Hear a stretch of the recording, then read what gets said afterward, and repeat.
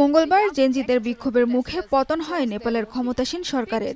এরপর তরুণ প্রজন্মই দেশটির অন্তর্বর্তী সরকারের পরবর্তী প্রধানমন্ত্রী হিসেবে সাবেক প্রধান বিচারপতি সুশীলা কার্কির নাম প্রস্তাব করেন।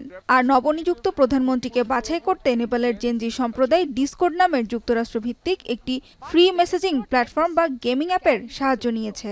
এই অ্যাপ সাধারণত অনলাইন গেমাররা ব্যবহার করে থাকে। সংবাদ মাধ্যম আল জাজিরার প্রতিবেদন বলছে, এই অনলাইন আলোচনার আয়োজন করে জেনারেশন জি এর নেতৃত্বাধীন সংগঠন হামি নেপাল। এই সংগঠনই সরকার বিরোধী আন্দোলনের মূল উদ্যোক্তা। সংগঠনের সদস্য সংখ্যা 1,60,000-এরও বেশি। ডিসকর্ড এর ইউথ এগেইনস্ট কারাপশন চ্যানেলে প্রবাসী নেপালি সহ 10,000-এর বেশি মানুষ প্রধানমন্ত্রী বাছাই আলোচনায় যোগ দিয়েছিলেন। আরও কয়েক হাজার মানুষ ইউটিউবে আয়োজিত লাইভ স্ট্রিমে তাদের মতামত দিয়েছিলেন। সম্ভাব্য প্রধানমন্ত্রী প্রার্থীদের সাথে সরাসরি যোগাযোগের চেষ্টার পর আলোচনায় অংশগ্রহণকারীরা সুপ্রিম কোর্টের সাবেক বিচারপতি সুশীলা কার্কিকে অন্তর্বর্তীকালীন প্রধানমন্ত্রী হিসেবে নির্বাচিত করেন। এদিকে নেপালের অন্তর্বর্তী সরকারের মন্ত্রী পরিষদে যুক্ত হলেন 3 মন্ত্রী। নব্য প্রধানমন্ত্রী সুশীলা কার্কির নেতৃত্বে সোমবার শপথ নিয়েছেন তারা। নেপালের অন্তর্বর্তী সরকারের জ্বালানি, পানি সম্পদ ও কৃষি মন্ত্রণালয়ের দায়িত্ব নিয়েছেন দেশটির বিদ্যুৎ কর্তৃপক্ষের সাবেক এমডি কুলমান ঘিসিং।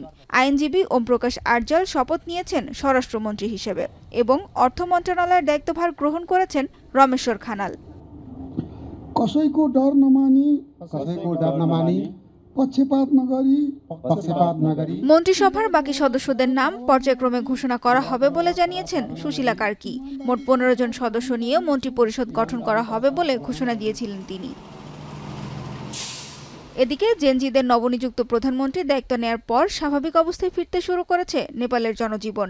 দুর্নীতি বিরোধী আন্দোলনের সময় আগুনে পুড়ে ছাই হয়ে যাওয়া নেপালের বিভিন্ন মন্ত্রণালয় সহ গুরুত্বপূর্ণ সরকারি প্রতিষ্ঠানগুলো। রোববার থেকে সেসব অফিস আদালতগুলো আবারও খুলতে শুরু করেছে। বিক্ষোভকারী জেনজিরাও ঘরে ফিরেছে। সানজিদা ইসলাম তন্নি, এখন বিশ্ব।